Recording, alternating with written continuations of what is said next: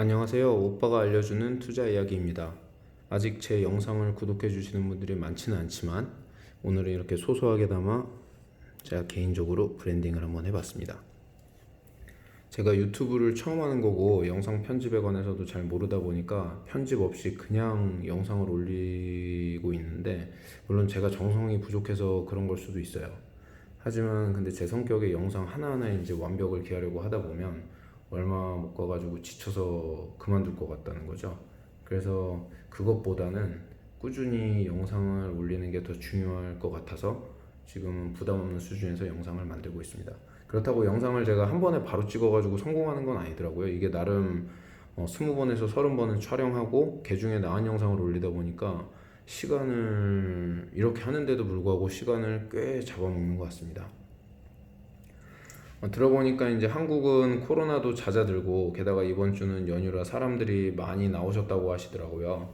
확진자도 줄어드는 추세고 주가도 반등하다 보니까 이제 경기가 저점을 찍고 회복되고 있다는 이야기도 여기저기서 들리는 것 같습니다. 그 주식 투자와 관련해서 말씀드리는 겁니다. 그래서 오늘은 경기 전망에 대한 제 생각을 한번 이야기를 해보려고 해요. 결론부터 말씀드리면 투자에 있어서 저는 아직까지는 좀 조심할 때라고 봅니다. 보통 이런 이야기를 하려고 하면 각종 막 데이터랑 차트 이렇게 화면에 띄우고 보여드리면서 막 설명드리고 멋지게 해야 될 것 같긴 한데, 그에 대한 설명들은 이제 저 말고도 더 전문가분들이 올리신 영상들이 많이 있더라고요. 그래서 그런 설명들은 그분들의 영상을 참조해 주시면 될 것 같고, 저는 그런 거 없이 좀 가볍게 이야기를 풀어볼까 해요. 이번 영상뿐만 아니라 앞으로도 좀 그런 식으로 가볍게 투자 얘기를 풀어보려고 합니다. 왜냐하면 제가 영상을 찍을 때 타겟으로 하는 시청자분들은 투자에 대해서 어느 정도 지식을 갖고 계신 분들이 아니라 투자에 대해서 익숙하지 않으신 분들을 타겟으로 하고 있거든요. 그래서 예를 들어 이제 저희 어머니가 들으셔도 쉽게 이해하실 수 있을 정도로 좀 이야기를 풀어나가려고 하고 있습니다. 그럼 본론으로 들어가서 요즘 동학개미 운동 얘기도 하면서 학습 효과라고 많이 하잖아요. 그래서 예전에 외환위기나 서브프라임 모기지 사태를 거치면서 개미들이 이제 학습 효과가 있어서 위기 후에는 주가가 반등한다는 거 알고 그때 위기가 왔을 때 개미들이 많이 투자를 했다, 이렇게들 말씀하시는데, 뭐 그게 그 저는 맞다고도 봐요. 뭐 100%는 아니겠지만 그 어느 정도 수긍을 하고. 근데 이제 위기라는 걸 한번 보자는 거죠. 그 학습 효과라는 걸 얻었다는. 보통 위기는 대출이 많은 곳에서 터지거든요. 1997년에 보면 우리나라 외환위기는 기업 대출이 문제였습니다. 기업들이 이제 도산하면서 결국엔 IMF의 구제금융을 신청했던 거고, 2007년 같은 경우에는 이제 미국발 서브프라임 모기지 사태는 이제 미국 대형 모기지론 회사들이 파산하면서 발생을 했던 거잖아요. 그러면 최근에 이제 주식 폭락을 보자는 거죠. 코로나 때문에 이제 주식이 폭락을 했어요. 근데 저는 이거는 표면적인 문제라고 봐요. 표면적인 문제라고만 말씀드리기에는 좀 너무 가벼운 것 같고, 이것도 문제는 문제지만 이거보다 더 큰 문제가 뒤에 숨어 있다고 생각을 해요. 제가 아까 위기는 대출이 많은 곳에서 터진다고 말씀을 드렸잖아요. 그럼 지금 우리나라 상황을 한번 살펴보면 우리나라에서 대출로 인한 문제가 발생할 수 있는 확률이 가장 큰 곳이 어딜까요? 저는 자영업이나 영세 기업을 운영하시는 분들이라고 보거든요. 이분들은 실은 코로나 이전에도 그 쉽지는 않은 상황이었어요. 그 편의점 같은 경우는 아르바이트생 대신 업주분들이 직접 좀 나와서 그 카운터를 보시는 경우도 많았고, 식당에서도 직원분들 대신에 가족들이 나와서 도와주시는 경우도 있었고 했는데, 코로나가 발생하면서 상황이 더 악화됐던 거죠. 이제 한국은 코로나 사태가 진정되는 국면이고 이제 답답하게 지냈던 분들이 밖으로 나오시면서 그간 못 썼던 돈들을 막 쓰면 일시적으로는 좀 나아질 수도 있을 것 같아요. 그런데 이게 외국 관광객이 유입되지 않은 상태에서 장기적으로 예전과 같은 수준을 회복할 것이냐 생각해 봤을 때 저는 그다지 긍정적이지는 않습니다. 지금 정부에서도 이제 그런 상황을 알고 저리 대출이나 다양한 지원 안에 대해서 발표를 하고 있잖아요. 근데 이게 들어보니까 실제로 그 지원을 받기가 그렇게 그 만만하지는 않다고 하시더라고요. 근데 저는 이 지원이 그 근본적인 해결책은 아니라고 봐요. 소위 말하면 산소 마스크 같은 거죠. 그 병을 치료하지는 않았지만 산소 마스크를 통해서 생명만 계속 연장을 시켜주고 있는 거죠. 결국에 끝에 가면은 병원비만 더 많이 나오는. 결국 이게 매출이 더 늘어나던가 근본적인 문제가 해결되지 않는다면 이분들 대출 부담만 더 늘어나는 꼴이거든요.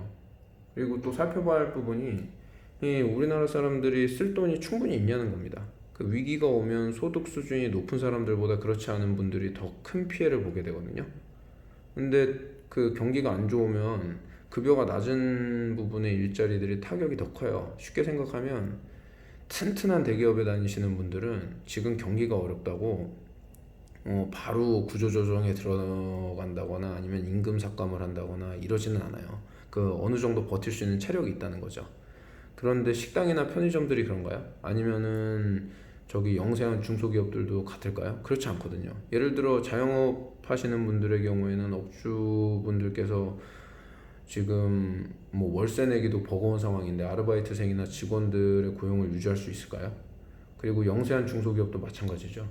위기에 버틸 수 있는 체력이 약한데 대기업들보다 당연히 더 많은 타격을 받을 테고 이렇게 타격을 받으면 해당 기업의 일자리가 감소하거나 급여 삭감으로 이어질 수밖에 없다는 거죠. 그러면 이제 또 돌아가서 그럼 대기업은 괜찮냐?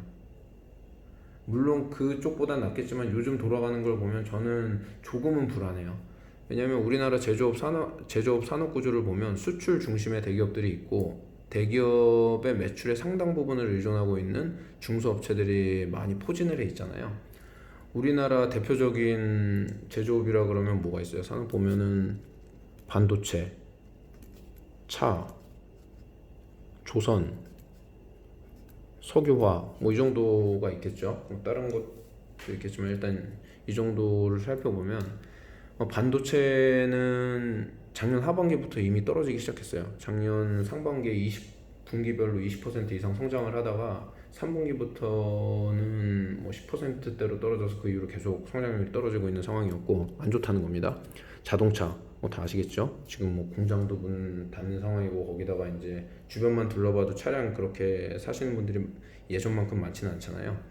그리고 조선업 이 조선업도 누가 이제 배를 오더를 해야 되는데 이 오더 하시는 분 중에 중동의 석유화학 회사들이나 오일, 가스 이런 회사들이 많이 있거든요. 근데 지금 석유화학 업체를 보자는 거죠. 오일 가격도 안 좋고 저도 지금 중동의 그 석유화학 회사에 다니고 있지만 여기 솔직히 땅 파서 돈 버는 회사들이잖아요. 근데 이런 회사에서도 비용 절감 얘기가 나오고 위기론이 나오고 있거든요. 그렇다 보면 민간 기업은 볼 것도 없는 거예요. 그렇다 보면 지금 뭐 배를 더 만들 수 있는 여유도 없고 뭐 석유화학이 말할 것도 없는 거죠. 이렇게 좀 어느 하나 할 것이 쉽지 않은 상황인데 이런 상황이 나아지지 않는다면 결국에는 대기업들도 타격을 입겠죠. 그렇게 되면 관련 업체들도 타격을 입을 거고 그럼 이거는 결국 인건비에 부정적인 영향을 미친다는 거죠. 무슨 말씀이냐 하면 이 경기가 활성화되려면 개인이 소비를 해야 되잖아요. 돈을 써야죠. 그죠? 돈을 쓰려면 뭐가 있어야 돼요? 소득이 있어야죠. 개인.